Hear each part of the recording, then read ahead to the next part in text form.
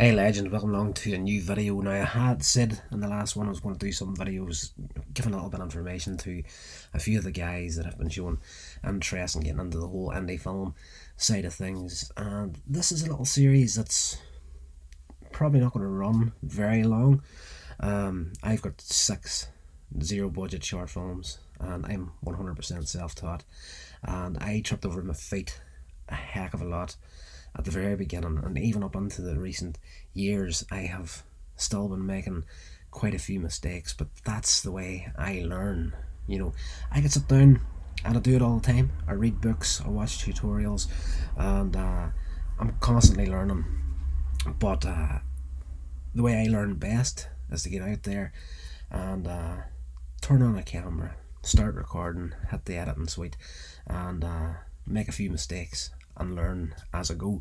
So I've got quite a few things that's going to be coming in the next 5, 6, 7, 8 maybe videos, and I know this is a bit of a break away from the normal stuff that I would do on the channel, but I'm in a moment personally, and I know the rest of the planet is in it, of it slightly, is there's a financial situation happening right now where me personally going to have to tighten the belt for a few months to get a few things sorted. So getting out of the studio is going to be a little bit difficult for a while. I know we're all there, we're all feeling it. All you have to do is take your car to the nearest fuel station and fire from an empty tank to a full tank. You're going to get the shock of your life, guys. I put £75 worth of diesel into my car last night, and that was just to fill the tank up. Absolutely insane times. I never thought I'd be the guy that'd be, because I remember my parents and my grandparents doing it. Oh, you wouldn't, bro. You young boys. Back in my day, never thought I'd be that guy. But right now, back in my day, 20 quid would have kept your car going all week long. Now we're hitting the £75 mark. It is absolutely insane. But, I know there's good reasons for it. But, it is what it is. We're going to have to tighten our belts. Me personally, I'm doing it. That's why the beard's back. Normally these days when you see a guy with beard, it's for the whole fashion statement of the thing.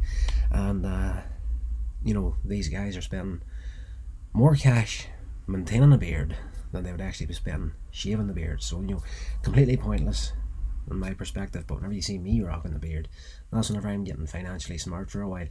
You'd be amazed the amount of money you can save not shaving and just sort of keeping a beard slightly in trim. But I digress. The whole point of this video was just a quick introduction to the thing, and probably the most important piece of information you'll need heading forward if you're going to try and get into the indie film side of things. And some of the next videos, heads up, maybe a few things in there that'll be slightly scary for you, being somebody that's fresh to it, hasn't done it before, but it's information that you'll be glad that you have once you get into it. As I say, I've made every mistake in the book up to this point. But number one, first thing I would tell anybody that's getting into this here, and it's a double-barreled piece of information. You've heard this before. Never do it for the money. If money is your motivating factor getting into this sort of thing, you're gonna quit. You really are going to quit. Whenever you're getting into the indie film side of things, you are straight off the bat, want to tell you, just so you're not shocked when it happens, you're going to end up spending a heck of a lot more money than you make for a long time. Very difficult to get stuff seen these days, no matter how good you are. It's as simple as that. I've seen so many people recently getting really annoyed because of the amount of time they put into a project, and then they put it out online and nobody's getting to see it properly. And there's more to that for another video as well, but it's just the way the internet's built right now. Essentially, if someone isn't physically sitting down at their smartphone or at their computer and physically looking up your channel, they're not going to see it. It's as simple as that. That's where we're at these days. People think it's a big dark conspiracy of the internet where people are getting shafted down the search engine. It's not that at all. It's the algorithm. The way the algorithm essentially And an example of this would be if you're scrolling through Amazon, you're checking out a few things, checking prices, and you end up not buying something, or even if you do buy it, and click out Amazon. Maybe the next day, a couple of days later, you're scrolling through Facebook and an ad will pop up on there that has that exact thing that you were looking at a couple of days previous on Amazon. Everybody thinks that's the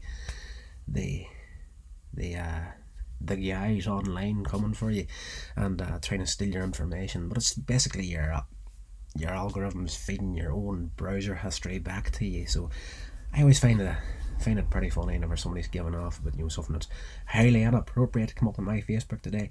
I don't like this sort of stuff, and I'm like, you shouldn't be looking at dodgy material online, because if you weren't doing that, you wouldn't be getting these ads feeded to you now. So that's what it is. That's where it comes from. We have to take that into account whenever we're making stuff. So don't get into it for the money. That was a bit of a digressed badly right there, but all good information as well. That'll help you on the YouTube side of things. It's very, very frustrating here these days to be uploading stuff, whereas 5 or 6 years ago, you upload a video or something, you get a couple or 100, maybe 1,000 views. You'd be looking at beating double figures at the minute. That's just, it's getting harder and harder. You need to really, really put the work on to get anywhere these days. And personally, I'm glad to see it. It's just for so long there. And this is like, I could tell you so much on this video, because that's leading me down another path right now about how easy and how hard it is. Again, that's a big one, so I'll maybe do that in the next video. But yes, the 2 pieces of information, to get back to it: don't do it for the money. Get into it for the passion of it, and keep that as your motivating factor, because if you're doing it for the cash, if you're doing it for the views, it's going to drive you absolutely insane. It really is. It's going to eat you alive if that's why you're on here and trying to do something, putting out short film content and even YouTube videos or podcasts. Because example, my short film conclusions, said it before in the channel here, but this might be somebody's first video. Short films, about 17 minutes long, suicide awareness piece, based on my own personal story from my early 20s, and slightly changed, as I say. You'll know whenever you see the film, not to spoil it too much, but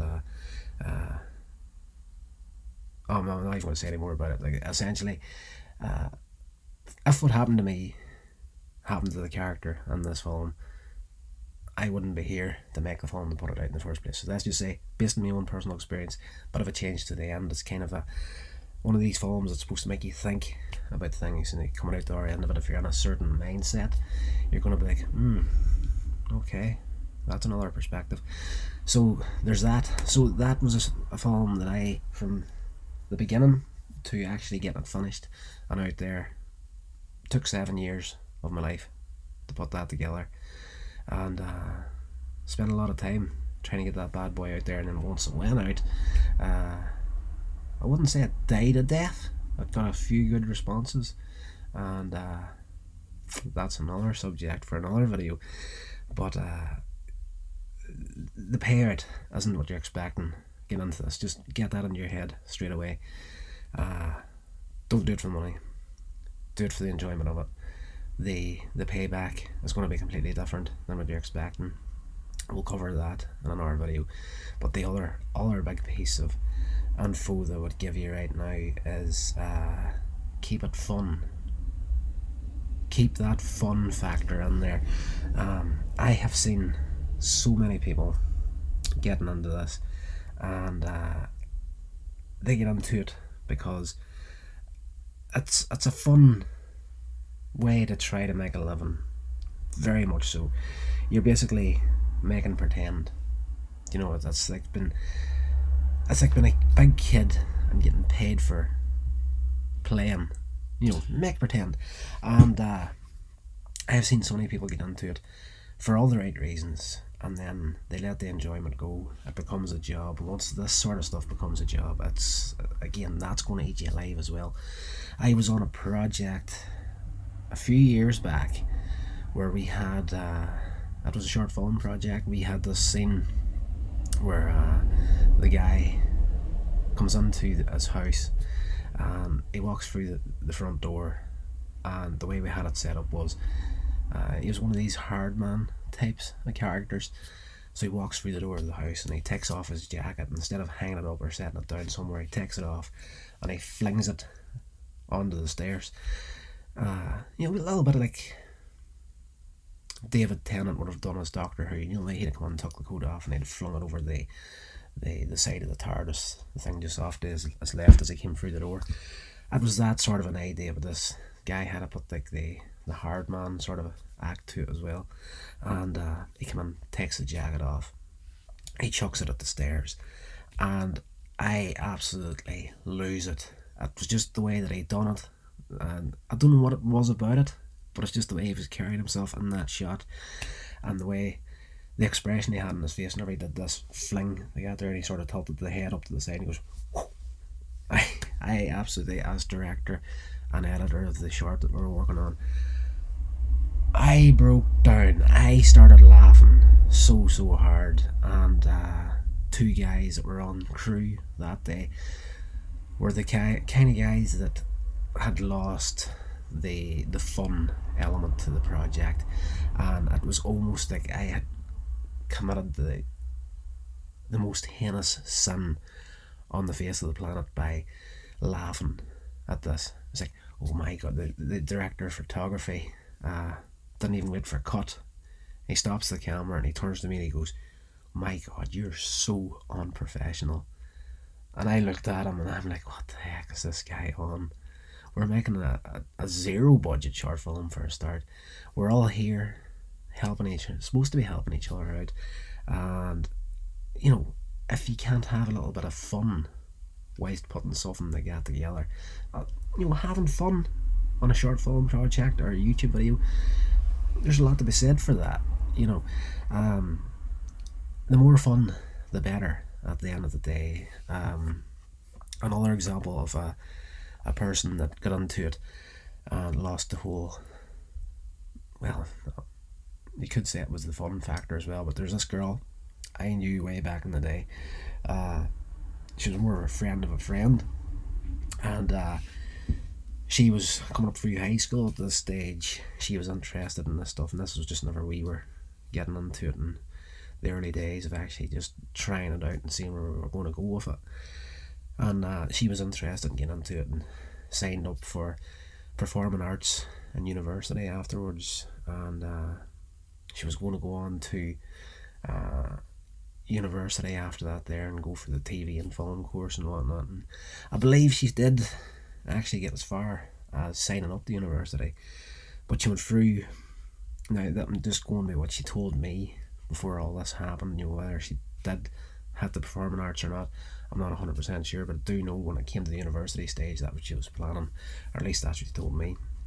So a few years go past, and I bump into her one day and I'm like, well, how's things going? Are you getting into the filmmaking and whatnot? She's like, no, I gave it up about 6 months into it because it destroyed the illusion of filmmaking for her, or films in general. She's like, I can't, after going and starting to learn it, I just lost my passion for it. It's just like it's almost as if a magic trick looks amazing whenever you don't know how it's done, but once you learn the secret to the magic trick, it loses its shine, more or less. So this is what happened to her. So yes, that there possibly could do with a video of its own as well. So it's keep it fun, get into it for the right reasons, and definitely be aware that as far as the money making side of things goes, you're probably going to put a hell of a lot more time into this sort of stuff than you're thinking before you'll see any kind of a financial comeback from it, if ever. That's just unfortunately where we're at these days. So I'm trying to be, I don't want these videos to put you off in any way, but I want you to be aware before you start this sort of stuff. It's maybe not what you're expecting, so you need to have that mindset going into it and do it for the right the right reasons, and don't have it fueled by money making or notions of stardom or whatnot, you know, because it doesn't happen for the vast majority of us. Now, I know for a fact I am probably going to sit the rest of my life making videos, recording podcasts. I'll maybe never see 1,000 subscribers. I'll probably get maybe 2, 3 maybe short films. The way things are standing right now, goodness knows it's around the corner. I might crack the code 6 months from now and everything will balloon up, but I'm very much prepared if it doesn't. And if I can help kind of ease the process for anybody coming into this here, I can ease that for them, make it a little bit easier than what it was for me starting out, and maybe try and help you avoid some of those pitfalls, of which there are quite a few. My job is done. So that's going to do it for this video. I'll be back for another one very soon, and stay safe, guys.